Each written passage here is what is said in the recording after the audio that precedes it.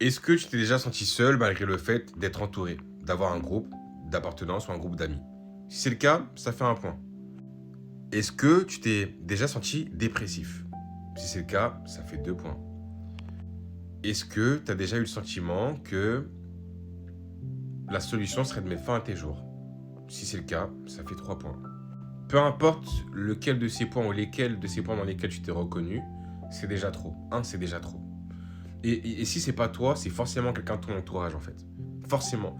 J'aimerais dire que c'est une dinguerie, mais en fait, oui, c'est une dinguerie, mais c'est même pas rare. C'est comment en fait? En fait, c'est une dinguerie banalisée. C'est-à-dire que là, toute la journée, tu passes ta journée autour de gens qui sont dépressifs. Que ce soit au lycée, en école supérieure ou parmi tes collègues, tout le monde fait semblant. Et tu peux pas forcément voir les signes. Genre, t'as un collègue qui va péter sa clope dès qu'il peut, mais tu sais pas forcément qu'il est anxieux. T'as un ou une collègue qui va boire un petit peu trop aux after-show, aux after-work, mais tu sais pas forcément qu'elle est dans une fuite, tu vois. T'as ce collègue, cette collègue qui fait tout le temps des blagues, tout le temps des blagues. Mais tu sais pas qu'en fait, c'est la personne la plus triste que tu connaisses, quand la personne elle est toute seule. Mais comment on pourrait le savoir? Parce qu'on n'est pas psychologue, on n'est pas tous psychologues déjà, et il faut déjà pouvoir prendre soin de soi-même pour pouvoir prendre soin des autres, certes. Mais on est tellement connectés en fait.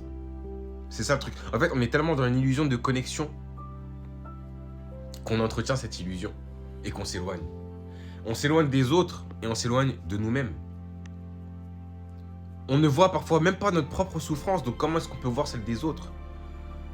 Parce qu'on est là, dans des distractions. Certains vont boire, fumer, se distraire dans les relations charnelles, se distraire tout simplement sur leur écran, sur un monde imaginaire qui vont projeter, qui vont scroller, en fait.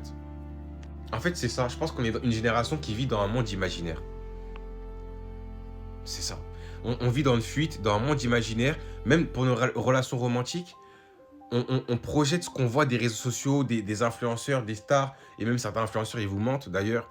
Mais on va projeter ça sur notre vie de tous les jours. Et en fait, c'est un peu comme le film de Bruce Willis où, j'ai oublié, où tout le monde va dans son robot, mais plus personne n'est humain. Enfin, si vous avez la rêve, dites-moi.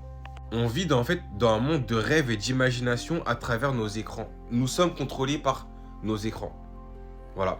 Moi, je fais du contenu, mais à chaque fois que je poste une vidéo ou que je produis quelque chose, j'essaie de me rappeler à quel point là, ce truc-là que je tiens dans ma main, là, ça n'a aucune valeur.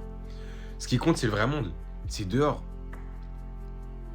Certains d'entre vous ont connu l'époque où on allait au cinéma encore, avant que Netflix ça pète comme ça. Certains d'entre